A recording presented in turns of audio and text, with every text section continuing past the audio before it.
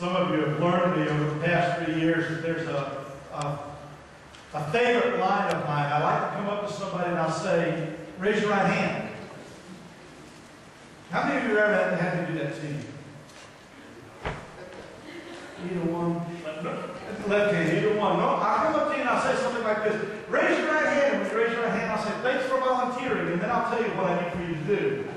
And it's just so funny that people now, when they see me coming up, will start sitting on their hands. And I'll say, raise your right hand. They'll say, no way. No. Raise your right hand. And raise your right hand. Thanks for volunteering. I've got something for you to do. But you know, I only do that to people who said, if you ever need me, just call me. You know, if you ever do anything for me, just let me know. I'll be glad to do whatever I can. And I just believe that those are more than words.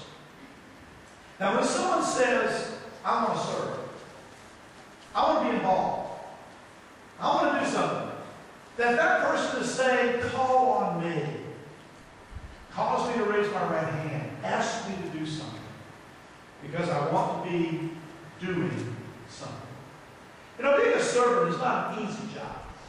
And I'm going to chase two little rabbits here very quickly, and then we're going to go to our text, which is Acts chapter 6, and you may want to pull there.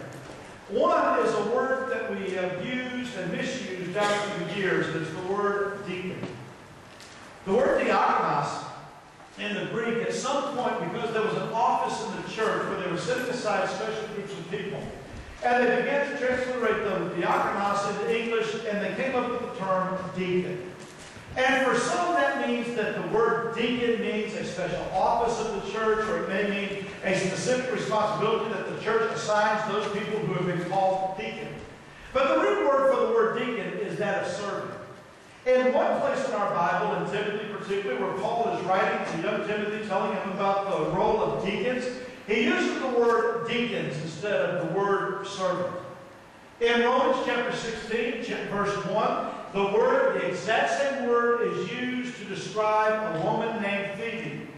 And there, because there was a masculine and feminine debate over who should and shouldn't be ordained or be holding certain roles in the church, it's there translated servant. It's a choice of translation at that point, and that's part of our Bible that we have to deal with.